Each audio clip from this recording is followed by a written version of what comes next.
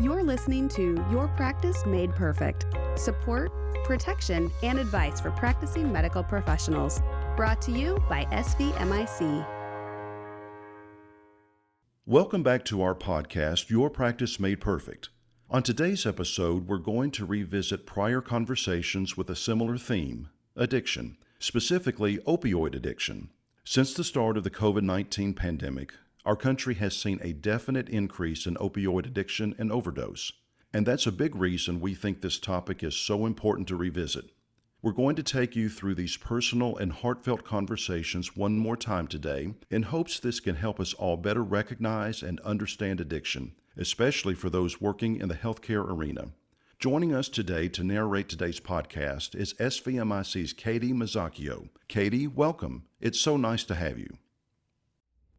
Thanks for having me, Jay. I look forward to walking you all through this topic today. So without further ado, let's get started. As we all know, the opioid overdose deaths have quadrupled over the past decade. This is a major issue in the nation, and Tennessee, as well as a lot of other southeastern and Appalachian states, have been hit particularly hard with this. In 2018, we sat down with two doctors who have struggled with opioid addictions, Dr. Bob and Dr. Stephen Lloyd. We're going to take a look back at both of their stories. So let's begin at the start of Dr. Bob's journey with addiction. I took a stint at a walk-in clinic. It was a year of transition. After being at the walk-in clinic for a few months, the nurse, who I very much love, was a good fellow, said, "Hey, we're cleaning out the sample closet. We've got a sample carton of cough syrup. Do you want it?" I said, "Not really." He said, "Well, we're going to throw it away." I said, "Okay." He said, "Well, you sure you don't want to take it home? You might want to need it for later." I said, "What the hell? I'll take it home." It was M-End or M-Clear. I'm not sure. It had either 2.5 or 5 milligrams of hydrocodone per teaspoon. And I took it home. There were 9 1.5-ounce bottles, and I put them in my closet and totally forgot about them. And they had stayed in my closet about 3 months until, lo and behold, I had a cough. I took the bottle out and a teaspoon, and I didn't do that at all. I took the bottle out and took a big slurp from it because I had a cough. And in about 20 to 30 minutes, a feeling came over me that was so great. It was a true sense of euphoria that all is good. I'm happy. I have energy. I have focus, and nothing can go wrong. I knew it from that moment that was something I absolutely loved. And that started what I call a 15-year love affair. And that 15 years is marked by 5 years of sporadic use, another 5 years of fairly regular use, nearly daily, but certain lines I would never cross. And then the last 5 years is I have to have this drug or I will die. And it all started from, having cough syrup available to me for 6 months, 3 at the office, 3 at home, and I actually took it as directed. And people like me get those effects from those kind of medicines. So Dr. Bob went on to describe in greater detail what he calls his 15-year love affair, which you can hear in the full episode of Confessions of a Recovering Addict. Later on that year, we also sat down with Dr. Stephen Lloyd. Here's a refresh on his story.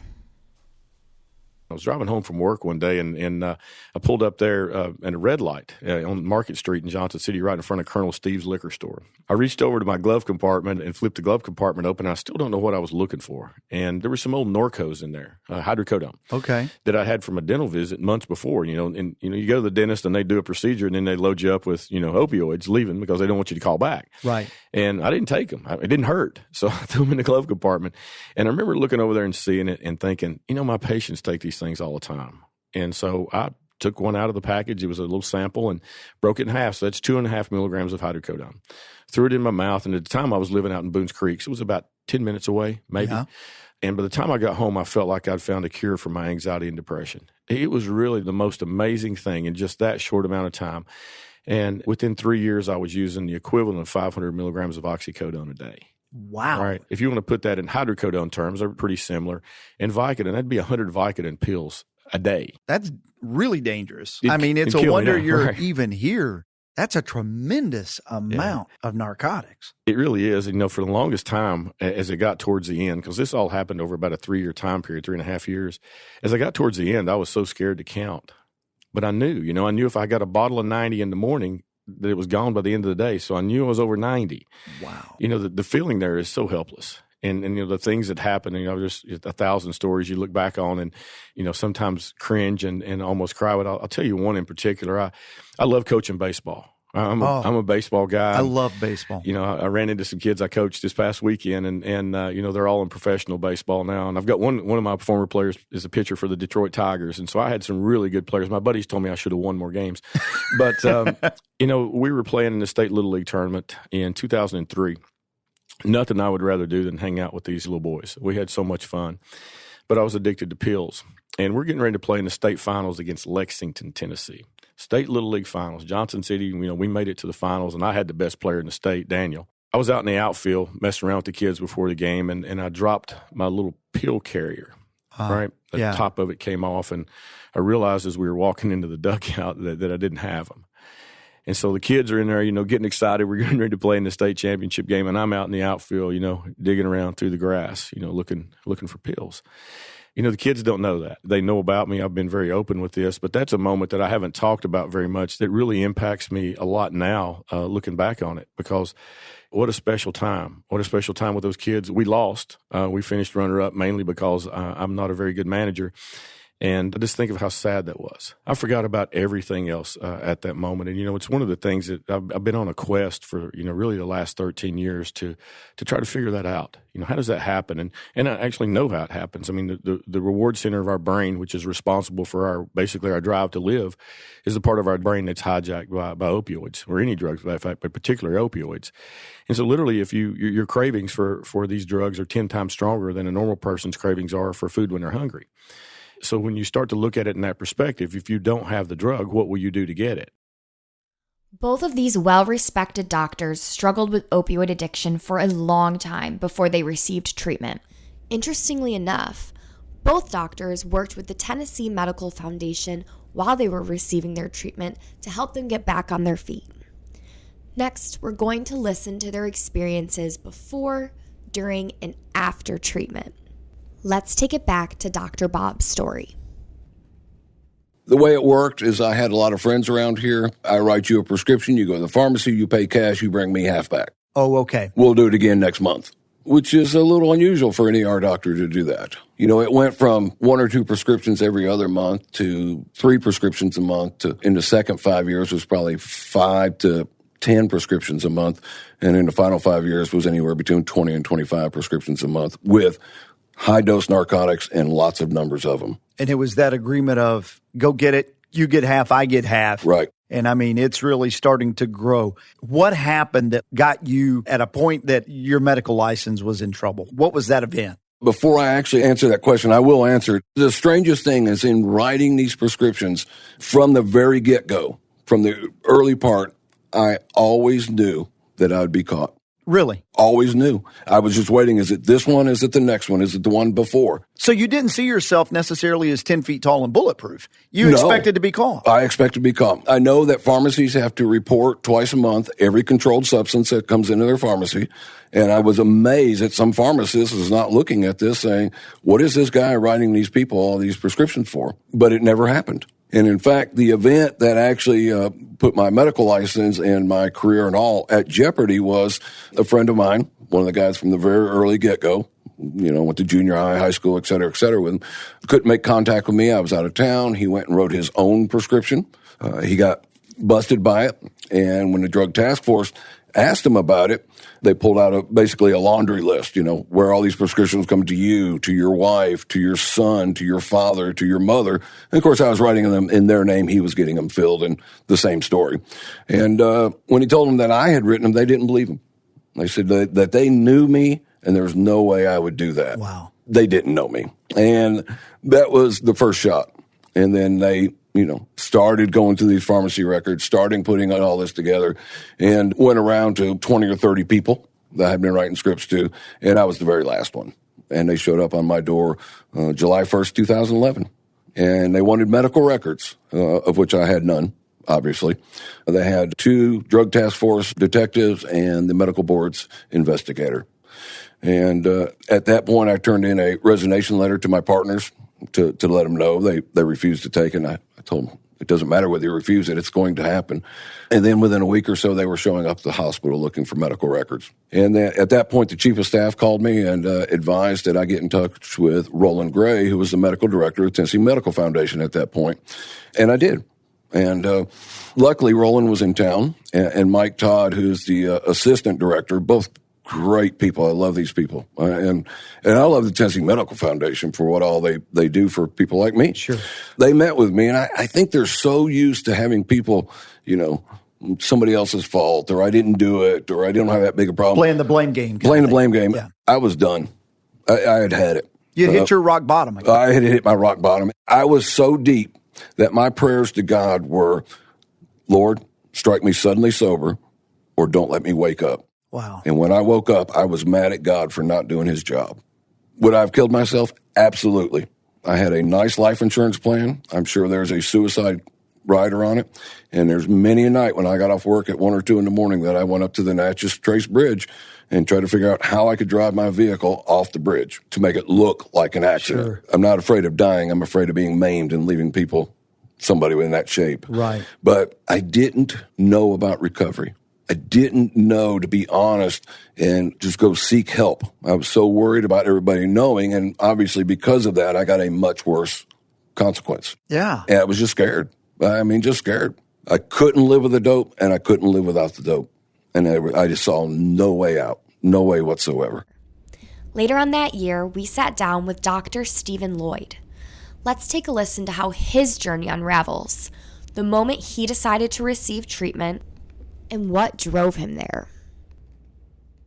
I was taking my son down to meet my dad. My dad's an outdoor guy, loves to hike and all that, and my son was 9 at the time. And so I took him down to Jonesboro to meet my dad to go hiking. And I used to carry my pills in the drink holder in my truck, right out in the open.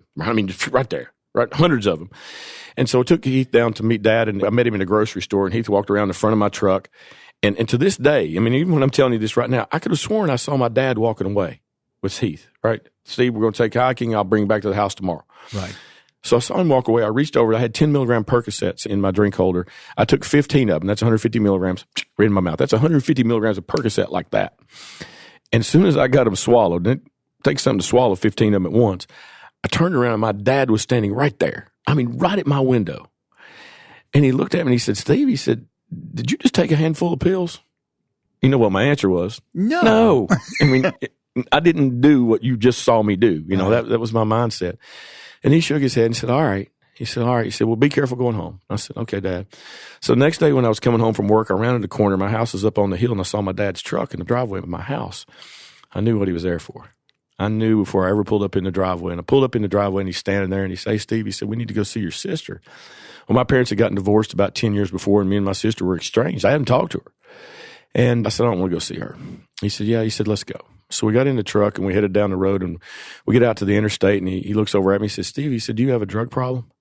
I said, no, Dad, I ain't got a drug problem. I said, I'm tired. I'm working multiple shifts, multiple hospitals, and, I'm young. I'm trying to, get my practice established. And he said, all right. We drove another couple of miles up the road, and he put his hand over on my knee, and he had a little tear in his eye, and he said, Steve, he said, you got a drug problem. And I now just broke down. I was the guy out in the middle of the ocean, drowning, and somebody drives by or comes by in a boat and throws you a life ring, and that's what Dad did. And I looked at him and I started crying. I said, yeah, Dad, I do. And I said, I'm going to lose everything. I said, I'm going to lose my medical license. I'm going to lose my house. I'm going to lose my family. I'm going to lose my cars. And he shook his head and he said, yeah, he said, but none of that stuff is going to do you any good if you're dead. And I haven't really been able to figure out a comeback for that one yet. So we got over to my sister's office, and she's there. She's the one who actually told him she thought I had a problem. She saw me at Walmart or somewhere and said, that's not my brother anymore. And so she started She could see it. Yeah. And by the way, she and I have a great relationship today. So ironically, it brought that relationship back full circle. But she got on the computer and said, basically just Googled, drug-addicted doctors in Tennessee. Well, what pops up but something called the Tennessee Medical Foundation. She said, have you ever heard of it? I said, nope. They said, well, there's a guy here in Johnson City who is the branch of it up here. His name was Jack Woodside, a family medicine physician. And actually at my school, I worked with Jack. I knew him. And so I called Jack, and he said, yeah, come see me. I went and saw him the next morning, and I told him everything. And he said, yeah, Steve, he said, you're going to need help. You're going to need treatment. And so he put me in contact with the TMF. They gave me a list of places I could go. And there was one in Nashville called the Center for Professional Excellence, CPE. Yes. And it was at Grassmere. And I love Chip Dodd to death. Chip saved my life. But I tell Chip, I said, I didn't really research you very much, buddy. You were in Nashville. My best friend lives in Nashville, and my wife is going to kick me out of the house. I know it. So at least I'll have a place to go when I get out. So that's how I picked CPE. And so the next day I was on the road from the Tri-Cities down to Nashville. I still had pills in my pocket. I still took pills all the way down. As a matter of fact, the last pills that I ever had, I walked to the corner of the parking lot at CPE, and at the time, the gorillas were just on the other side of the fence, and I tossed the Lord tab over there to the gorillas. I hope I didn't hurt them. I was going to say the zookeepers thank you. Yeah, for that. yeah. That's if you see some withdrawing gorillas down there, it was me. But I walked in CPE, and they took a look at me and said, you need to go to Vanderbilt for detox. And so I spent 5.5 days at the Vanderbilt Institute for Treatment of Addiction. I want to say something about that.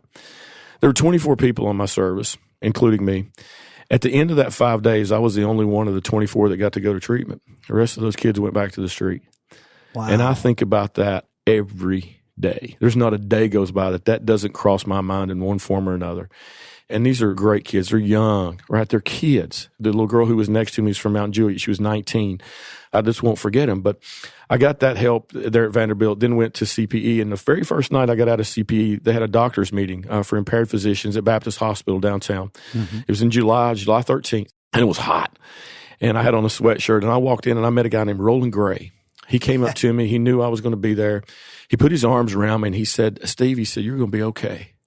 And that night, those guys and women in that room went around, and they told how they got there. And I'm sitting there, drug addicted, coming off, freezing to death. And I hear one guy who is the chief of orthopedic surgery at his hospital, another guy that's moved into hospital administration, and he's the CEO of his hospital, Roland Gray, who is a pediatrician, who is now the medical director for the Tennessee Medical Foundation. And it went like that all the way around the room. And for an hour, I felt better. I was sitting there thinking, well, these guys' lives don't appear to be over, and they've done some pretty bad stuff, and some of them done stuff worse than me, and I started to get some hope. So if you're out there right now and you know somebody like this, first of all, get involved. I see people all the time, it's none of my business. It's absolutely your business. They're going to die, and I don't want to go to their funeral. Get involved. The second thing is call the Tennessee Medical Foundation. Now, Roland has since retired, but we have a new medical director, Mike Barron, who is every bit Roland Gray. He's a great guy. He is. Mike is kind, compassionate. He is incredibly non-judgmental. I really couldn't think of anything that Mike wouldn't help me with now. So our physicians in the state need to realize this resource is here. And the weird thing is, I'm a proud member. I've been a member of the TMF for 13 years now, and I'm very proud of that. Sure. When I go to get credentialed at a hospital or I took a job that I have now, it says, have you ever had an issue with drugs or alcohol? And I write, yes. Please contact Roland Gray. I have never even gotten a whisper back about that, because I have maintained what I was supposed to do in my program with urine drug screening. I completed my 5-year contract. I signed a lifetime contract after that, because if I relapse, I hope I get caught early. I don't want to die. Right. And my life has done nothing but climb up. So for the people out there right now who are still like that, you don't have to keep living like that. It's a horrible existence. Do I struggle now? Heck yeah. I've emotionally relapsed about 10 million times in the last week, but I haven't picked up. Right. And I've been given tools, and I've been given resources, and the friends I have are all friends I met, through the TMF. Addiction signs are out there. Dr. Blake, a pain physician out of Chattanooga, Tennessee, spoke with us in May of 2019 on opioid use risks, along with ways to recognize abuse versus misuse. Let's take a look back at this conversation. There are some ways to screen for the risk of addiction, and there are some ways to screen for the risk of abuse and misuse. But you're right, it is difficult for physicians to identify that. When we look at whether or not physicians are good at screening for the potential for abuse, there was one study that says that when we just use the quote-unquote eyeball method of, is my patient at high risk for opioid abuse? The physicians were wrong about 95% of the time. Now, that was just one study. Most of the studies say that we're wrong about 50% of the time. And that's not an implication of physicians not caring or not doing what they should be doing. It's just that that's an extraordinarily difficult task to look at a patient and identify whether someone is at high risk for abuse of an opioid or any other medication. It's a tough thing to do. There's often a lot to that story. And opioids have the potential to cause euphoria in some people. They don't cause euphoria in all people. Most people, they take opioids and it makes them feel nauseated, but it helps their pain, but they don't like the way it makes them feel. But in some patients, they take an opioid and it makes them feel great, buzzed or high. And so people take it for the same reason that they would use any other recreational drug, whether that's marijuana or cocaine or alcohol. So it can cause a euphoric effect. And so if you're taking a medication that was prescribed for pain, but instead you're taking it because you like the euphoria that it causes, well, that's abuse as opposed to misuse. So it's the reason that you're taking it. If you are abusing a medication and you like the euphoric effect of it, then you're obviously much more likely to develop an addiction. Addiction can affect anyone. Through the stories told today by Dr. Bob and Dr. Lloyd, as well as the conversation on abuse versus misuse we heard with Dr. Blake, we can see the many ways that this disease can manifest. We're so thankful to have had the opportunity to speak with these doctors. Before I pass it back to Jay, our host, I would just like to share that I've enjoyed narrating this episode and having the opportunity to share again these stories of addiction and recovery. We truly appreciate the perspective and personal stories that Dr. Blake, Dr. Lloyd, and Dr. Bob have shared with us today. I would also like to add that while in Tennessee, our state physician health program is the Tennessee Medical Foundation. Your state likely has its own physician health program, and as Dr. Bob and Dr. Lloyd both have shared, it is absolutely worth reaching out. We will link the TMF in our show notes, but please do look up your own state's physician health program if you need to. And this wraps up today's episode. We hope that revisiting these personal stories of pain and eventual rehabilitation has helped to shed some light on opioid addiction in the healthcare world.